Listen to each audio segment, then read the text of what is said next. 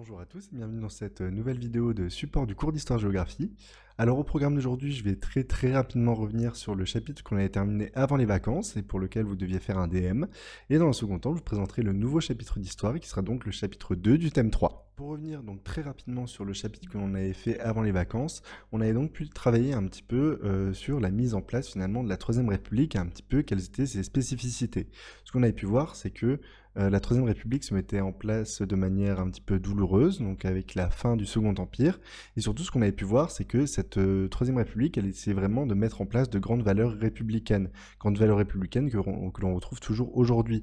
En plus de ça, elle mettait en place les grands symboles de la République qui, encore une fois, existent toujours aujourd'hui, malgré un petit peu toutes les difficultés que ce régime politique a pu rencontrer. On a pu voir que c'était un régime qui était assez instable pour plein de raisons différentes, et surtout qu'on pouvait trouver énormément d'opposition. Donc c'est un petit peu tout ça qu'on avait pu travailler dans ce chapitre-là. Aujourd'hui, on va essayer de travailler autre chose, donc un autre aspect finalement de cette Troisième République, à savoir un petit peu les évolutions de la société finalement à cette époque-là. Pour cela, ce que je vous invite à marquer, c'est thème 3, chapitre 2, permanence et mutation de la société française jusqu'en 1914. Alors déjà, avant un petit peu de s'intéresser vraiment à ce qu'on va trouver dans ce chapitre-là, on va essayer un petit peu de définir ces deux termes que sont permanence et mutation, et surtout à quoi ils vont renvoyer. En fait, ici, quand on parle de permanence, c'est quelque chose qui va rester. En fait, c'est une évolution qui est constante. En l'occurrence, ici, la question de permanence, elle va renvoyer à l'industrialisation. L'industrialisation, on a déjà parlé dans un chapitre précédent. Ici, on va voir que finalement, cette industrialisation, c'est pas un phénomène ponctuel qui arrive juste durant le Second Empire et qu'on voit plus après. Au contraire, c'est un phénomène qui a effectivement débuté sous le Second Empire, mais qui va se poursuivre sous la Troisième République. Et se poursuivre de manière assez impressionnante, parce qu'on va voir que c'est une époque qui va être à l'origine de nombreuses évolutions, de nombreuses presque révolutions scientifiques et techniques. Ensuite, quand on parle de mutation, c'est que il y a quand même de grandes différences vis-à-vis de la société du Second Empire. C'est-à-dire que la société sous la Troisième République va connaître de grandes évolutions pour plusieurs raisons. La première, c'est que la population déjà va beaucoup évoluer, notamment au niveau des droits qu'elle peut avoir et surtout des revendications qu'elle peut avoir. Durant le Second Empire, finalement, les ouvriers n'avaient pas vraiment le droit à la parole, n'avaient surtout pas vraiment le droit de se rebeller ou de demander des choses en plus. Là, désormais, c'est plus le cas. On avait pu voir que les syndicats n'existaient pas sous le Second Empire, maintenant ils existent. Donc ça va jouer un rôle très important. Au-delà de ça, ce qu'on va pouvoir voir, c'est que finalement, cette population qui était majoritairement rurale va devenir de plus en plus urbaine. C'est-à-dire qu'on va avoir un véritable exode rural qui va se mettre en place. Celui-ci avait commencé très rapidement sous le Second Empire. Cette fois-ci, il va vraiment s'accélérer de manière assez impressionnante. Enfin, le dernier point qu'on pourra voir ici, c'est que cette troisième république va également être une période où les immigrés vont jouer un rôle très important au niveau de l'économie. Les immigrés, mais également les femmes. Et donc ça, un petit peu, ça montre également les évolutions de la société à cette époque-là. Donc voilà un petit peu en fait tout ce qu'on va travailler dans cette partie. Voilà, tout ceci étant présenté, je vais pouvoir désormais passer à l'introduction. Donc pour l'introduction, ce que je vais vous demander d'écrire, ça va être en fait un petit peu ce que je viens de vous dire là à l'instant. Vous allez pouvoir en trouver une trace écrite sur Pronote. Donc ce que je vais vous demander, c'est d'aller sur Pronote. Vous y êtes déjà d'ailleurs, parce que vous avez cliqué sur le lien. Mais ce que je vais vous demander, c'est de reprendre cette trace écrite, donc soit dans votre cahier, soit dans votre fichier Word. Ensuite, à la suite de ça, vous allez pouvoir marquer la problématique qui va donc sous-tendre ce chapitre 2, qui est quelles sont les principales évolutions de la société française de 1870 à 1914. Parce qu'on a dit, des évolutions, il va y en avoir un certain nombre, que ce soit d'un point de vue industriel, économique, autant au niveau de la société. Et justement, ces évolutions scientifiques, c'est par ça que nous allons commencer.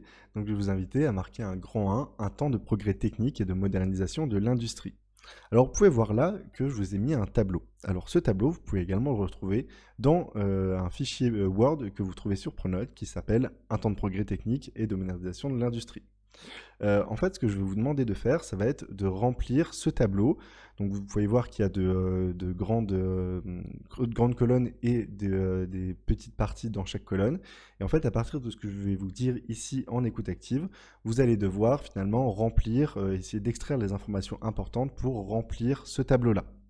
Donc vous pouvez voir, il y a 3 colonnes principales qui sont de grandes avancées scientifiques et techniques, une deuxième grande colonne, une industrialisation qui se poursuit, et enfin une dernière colonne qui s'intitule le développement des moyens de transport. Vous avez donc différentes parties, ça va être à vous d'essayer un petit peu de replacer les différentes informations que je vais vous donner dans ces parties-là. Vous en faites pas, il y aura des noms, je vais tous vous les projeter dans la vidéo. Donc si jamais vous entendez un nom que vous ne connaissez pas, que vous ne savez pas orthographier, pas de souci, vous avez juste à mettre pause sur la vidéo pour prendre le nom de la personne dont je parle. Et sans plus tarder, je vais pouvoir entamer la toute première partie, donc de grandes avancées scientifiques et techniques, et surtout la toute première partie de grandes inventions. En effet, je l'ai un petit peu évoqué très rapidement en introduction, cette période de la Troisième République est une période qui est marquée par de grandes innovations et de grandes inventions, d'un point de vue scientifique notamment. Parmi celles-ci, celle qui va être presque la plus importante finalement ici, ça va être l'électricité. Donc l'électricité, ça va être une invention, enfin une découverte plutôt, de Thomas Edison qui va développer le premier moteur électrique. Au-delà de ça, il va également développer la première ampoule électrique, ce qui va marquer finalement une grande révolution d'un point de vue scientifique, parce que finalement, au fur et à mesure, on aura l'occasion de le voir, l'électricité va petit à petit remplacer le charbon qui était la principale source d'énergie jusqu'ici. Donc ça, c'est vraiment une très très grande évolution, une grande presque révolution pour le coup, qui a lieu durant cette période-là. Mais ça ne va pas évidemment être la seule de ces grandes révolutions, de ces grandes inventions, révolutions techniques. Il va y en avoir d'autres, notamment l'invention du plastique, qui va être donc développée durant cette période-là. Le plastique est initialement une découverte de Henri-Victor Regnault, qui en 1835 découvre le procédé chimique qui est à l'origine de la fabrication du plastique. Alors vous êtes en train de vous dire que 1835, c'est pas tout à fait la bonne période pour le coup, parce que la Troisième République commence en 1871. Et effectivement, Henri-Victor Regnault va découvrir le procédé chimique, mais ça n'a pas vraiment marqué le début de l'utilisation du plastique. Pour le coup, les premiers matériaux en plastique qui vont être commercialisés, qui vont être fabriqués, ça va être grâce à Auguste Tria, qui en 1892 va commencer à développer finalement les premiers procédés de production de plastique. Donc c'est pour ça que je vous ai parlé juste avant de Henri-Victor Regnault. Le plastique également, ça va être une grande révolution parce que c'est un matériau qui est très nouveau à l'époque et qui est très pratique parce qu'il est plutôt résistant et surtout il se conserve bien dans le temps. Ça, c'est un point qui est très important et c'est aussi pour ça que, encore à l'heure actuelle, on utilise autant le plastique malgré un petit peu tous les désavantages que l'on peut y connaître. Enfin, une des dernières grandes avancées scientifiques de cette période-là, d'un point de vue donc, de ces grandes inventions, ça va être le développement des centrales hydroélectriques. Donc comme je disais juste avant, le charbon reste encore à cette époque-là la source d'énergie principale. Mais de plus en plus, on va développer l'électricité. Et cette électricité-là, on va la produire grâce à des centrales hydroélectriques. Et la première d'entre elles, c'est la centrale de Valserine, qui va se développer en 1884, donc Valserine dans l'Ain, et qui va être en fait une des premières véritables centrales hydroélectriques en France, qui va permettre un petit peu de développer en fait tout ce système là dans le pays. Voilà un petit peu pour ces grandes inventions. Alors ces grandes inventions, il y en aurait évidemment d'autres à citer, mais je vous ai ici cité les principales parce que j'ai tout simplement pas le temps de toutes les citer, et sinon ça ferait une vidéo d'1h30, je suis pas sûr que vous soyez trop d'accord pour ça. Donc voilà un petit peu pour ce point-là. Maintenant, on va pouvoir évoquer un autre point qui est la question des grandes avancées au niveau de la médecine. Et je vais en citer une parmi celles-ci, qui est du fait de Louis Pasteur en 1885, à savoir le vaccin contre la rage. Donc la rage, il faut savoir qu'à cette époque-là, c'était une maladie qui était absolument incurable, il n'y avait rien à faire. La rage, c'était vraiment un fléau.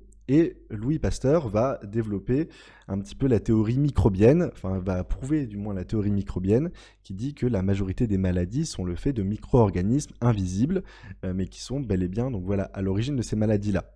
Et pour lutter contre la rage, qui était encore une fois un fléau, il va développer un vaccin. Et en fait, c'est un des premiers véritables vaccins à grande échelle qui vont être administrés avec celui de la variole un petit peu auparavant. Et surtout, c'est le premier en France. Donc voilà, ça c'est une très très grande avancée et ça marque surtout un point de rupture finalement dans la médecine moderne. Parce qu'à partir de là, les vaccins, on va en trouver énormément d'autres à partir du moment où on va se rendre compte que effectivement c'est efficace et que cette théorie microbienne, elle est correcte, que effectivement les maladies sont pour la plupart le fait de bactéries, pour d'autres de virus, de parasites, etc. Donc voilà, ça c'est très important et ça fait également partie de ces très très grandes révolutions que connaît finalement la société française sous la Troisième République. Enfin, le dernier point que je vais évoquer dans cette première partie, donc sur les grandes avancées scientifiques et techniques, ça va être la question des loisirs. Parce que parmi tous les loisirs auxquels la population a accès à cette époque-là, il y en a un qui va être particulièrement important, à savoir l'invention du cinématographe par les frères Lumière. Donc le cinématographe, le cinéma en fait, a été donc inventé par les frères Lumière en 1895 et à partir de cette invention-là, les cinémas vont vraiment se développer partout en France, le nombre de cinémas va exploser. Le cinéma va finalement devenir un loisir assez commun, même si pas forcément à la portée de toutes les bourses, mais voilà, ça va être quelque chose d'assez important à cette époque-là, et ça fait également partie de ces grandes évolutions, de ces grandes inventions que la période va pouvoir connaître. Parce que le cinéma, encore une fois, c'était quelque chose de tout à fait nouveau, qui n'existait tout simplement pas auparavant, le fait de pouvoir filmer avec une caméra, etc. Donc voilà un petit peu pour cette première partie qui porte sur les grandes inventions sous la Troisième République. Je vais donc pouvoir passer à la deuxième partie qui donc s'intitule une industrialisation qui se poursuit, avec donc la première partie de cette deuxième partie qui s'intitule les inventions au service de l'industrie. Alors il va y avoir un tout petit point de redite par rapport à ce que j'ai dit juste avant, mais c'est normal parce que les grandes inventions que j'ai citées auparavant, elles vont avoir des répercussions un petit peu partout. Donc, ce qu'il faut savoir, c'est que le premier point, c'est que l'électricité, ça va être également une invention qui va être au service de l'industrie, parce que l'électricité va vraiment avoir un grand impact au niveau de la production dans les usines, parce que ça va permettre d'être tout simplement plus efficace. Donc ça va être vraiment quelque chose qu'on va retrouver là, même si, comme je le dis, ça reste toujours la machine à vapeur qui est la principale source d'énergie également dans les usines. L'autre point qu'il est possible de citer, c'est le développement de la presse hydraulique. La presse hydraulique, c'est donc un système qui se développe à cette époque-là, qui avait été inventé auparavant, mais qui se développe vraiment durant cette période-là. Et cette presse hydraulique, elle va servir à remplacer finalement les marteaux-pilons. Pourquoi est-ce qu'elle remplace les marteaux-pilons? Parce qu'elle est tout simplement bien plus efficace et moins coûteuse également, donc au niveau parce que ça fait gagner du temps en fait, tout simplement. C'est plus efficace, ça fait gagner du temps. Donc on va privilégier la presse hydraulique au marteau-pilon. Presse hydraulique, je pense qu'il n'y a pas forcément besoin de vous expliquer exactement ce que c'est. Je pense que vous avez tous vu les vidéos de presse hydraulique au moins une fois sur YouTube, donc je ne vais pas épiloguer là-dessus, juste retenez bien que ça va vraiment remplacer le marteau-pilon et que ça se développe à cette époque-là. Enfin, une autre grande invention, ou plutôt grande découverte, qui va vraiment se mettre au service de l'industrie, ça va être l'utilisation du pétrole. Le pétrole va être une autre grande source d'énergie qui va être développée durant cette période-là et qui va encore une fois largement améliorer les rendements dans les usines. Parce que le pétrole a un meilleur rendement en fait tout simplement que le charbon et permet de plus produire à cette époque-là. Donc voilà, ça c'est un petit peu toutes les grandes inventions qui vont se mettre au service de l'industrie durant cette période-là et qui vont permettre finalement à l'industrie d'être de plus en plus compétitive et de plus en plus productive. Et ça tombe bien parce que justement, il y a une très très forte demande un petit peu partout. Cette forte demande, elle est due à un point qui est finalement assez... qui sera logique quand je poursuivrai, parce qu'en fait, on va avoir énormément de chemins de fer qui vont se développer, et il y a besoin en fait tout simplement de matériaux. Et justement, on passe maintenant à une deuxième partie de cette deuxième colonne, qui est des secteurs en forte progression et transformation. Et justement, en fait, je viens d'évoquer la question des chemins de fer. Ça va surtout motiver finalement l'industrie sidérurgique parce que il y a une très très forte demande finalement en acier. Et justement, ces usines sidérurgiques, elles vont profiter de ces nouvelles innovations que j'évoquais juste avant pour produire en masse pour ces nouveaux secteurs qui vont se développer. Donc, c'est des nouveaux moyens de transport. Et ces moyens de transport qui sont au-delà d'être inventés, qui sont surtout développés durant cette période-là. Donc ça, voilà, c'est un des premiers points à bien comprendre, que la sidérurgie, qui était déjà un milieu qui se développait, continue finalement de très fortement se développer et devient une industrie très prédominante en France. Après, c'est pas la seule, parce que justement, cette période-là correspond également à la période où le textile, finalement, va avoir une place extrêmement importante dans le tissu économique français. C'est-à-dire qu'à cette époque-là, le textile va représenter à peu près 30% de l'activité industrielle française. Et justement, je parle de ça parce que ici, dans les Vosges, on était particulièrement touché par cette question de l'industrie textile. Les Vosges étaient un département qui produisait énormément dans le domaine de l'industrie textile. Donc ça aussi, c'est intéressant à savoir. Enfin, le dernier point que je vais évoquer ici, ça va être qu'on va avoir finalement de la chimie qui va se mettre au service de l'industrie pour plusieurs raisons. Alors déjà, c'est pas tout à fait l'industrie, mais la question des engrais chimiques qui vont commencer à se développer à cette époque-là. Et donc cette chimie, ces industries chimiques vont commencer à vraiment développer pour l'agriculture, mais surtout, elles vont commencer à développer également des tissus synthétiques. Et ça, c'est très nouveau également, parce que pour la première fois, on se retrouve avec des tissus qui ne sont pas uniquement naturels, mais qui sont issus de l'industrie donc chimique, de la chimie. Donc cette industrie-là, c'est quelque chose de nouveau à cette période-là, mais qui également va prendre de plus en plus une place importante en France. Je vais désormais pouvoir entamer la toute dernière partie de ce tableau, donc la dernière colonne intitulée le développement des moyens de transport, et je vais commencer ici par évoquer la question des chemins de fer en France. Alors les chemins de fer, on avait déjà évoqué cette question quand on travaillait sur le Second Empire, parce qu'on avait dit que les chemins de fer s'étaient très très fortement développés durant la période précédente. Là justement ce qu'on va voir c'est que même si effectivement ces chemins de fer se sont développés durant la période précédente, mais ils n'ont pas arrêté de se développer. Et au contraire, ils sont vraiment encore plus explosés durant cette période-là. On va avoir énormément de chemins de fer qui vont apparaître en France. Pour vous donner un ordre de grandeur, le nombre de chemins de fer, de lignes de chemin de fer en France va tripler de 1880 à 1910. Et ça, en fait, c'est une véritable volonté politique parce que c'est ce qu'on appelle le plan Freycinet du nom du ministre des Travaux publics, Charles de Freycinet, donc qui a pour volonté de vraiment très très fortement développer les chemins de fer en France, mais pas uniquement, parce qu'on va également avoir des canaux qui vont être développés pour faciliter le transport à la fois des personnes, mais surtout des marchandises, parce que c'est tout simplement plus facile de transporter des marchandises, des choses lourdes, par voie maritime que par le train. Donc voilà un petit peu pour ces chemins de fer qui se développent à cette époque-là, notamment grâce à une véritable volonté politique. Enfin, cette période-là, c'est également une période qui est marquée par l'apparition de nouveaux moyens de transport. Et parmi ceux-ci, il y en a plusieurs qu'on va citer, il y en a surtout deux qui vont être très importants. Le premier, ça va être le métro. Le métro parisien va effectivement être développé, on va débuter en fait en 1900, va commencer à être développé un petit peu auparavant, mais va être ouvert en 1900. Et ce métro parisien, ça va vraiment être quelque chose de particulièrement important en ce qui concerne les moyens de transport en France.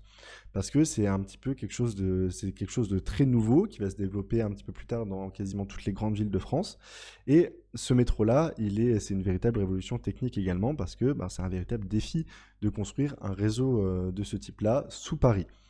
Donc, en plus de ça, il va connaître un succès assez important parce que c'est après 173 millions de passagers qui ont emprunté le métro en 1913.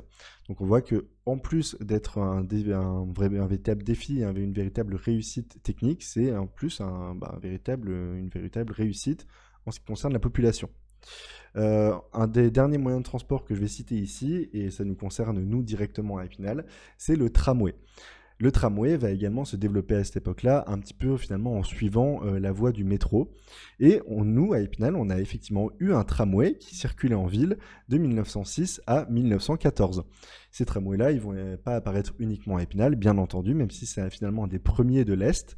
Mais ils vont se développer finalement un petit peu partout en France pour faciliter les transports à l'intérieur des villes. Voilà un petit peu, c'est là-dessus donc on finit notre première partie en écoute active sur ce tableau-là, mais c'est pas pour autant que ce grand 1 va être terminé. En effet, on va pouvoir maintenant entamer un petit peu, on va entamer finalement un point de passage et d'ouverture qui va concerner tout ce qu'on vient de travailler ici. Pourquoi? Parce qu'en fait, justement, finalement, un des reflets de ces grandes avancées scientifiques et techniques et de la modernisation de l'industrie, ça va être les expositions universelles de 1889 et 1900, qui vont être finalement un petit peu qui vont représenter toutes ces grandes évolutions que la France va connaître et qui vont marquer, qui vont être particulièrement importantes pour l'histoire de France. Déjà parce que ça va être finalement un petit peu des vitrines à l'étranger de la réussite française, mais également parce que d'un point de vue architectural, ça a marqué la mise au point de la Tour Eiffel, l'apparition de la Tour Eiffel en France. Donc pour travailler ça, ce que je vais vous proposer, ça va être de retourner sur le document où je vous ai proposé donc le tableau et de scroller un petit peu pour arriver sur la deuxième page. Et sur cette deuxième page, ce que vous allez pouvoir voir, c'est quelques documents, il y en a 4, avec deux ou trois questions. Ce que je vais vous demander tout simplement, ça va être d'y répondre et de m'envoyer donc les résultats, les réponses, avant demain à 10 h pour que, encore une fois, je puisse faire l'appel. On va suivre le même fonctionnement qu'on suivait juste avant les vacances. Évidemment, il va sans dire que je vous demande également de m'envoyer le tableau rempli pour demain parce que il n'y a pas uniquement ce point de passage d'ouverture qui est à réaliser, vous vous en doutez. Maintenant que tout ceci est dit, je vais pouvoir vous souhaiter à tous un bon travail et je vous dis donc à demain.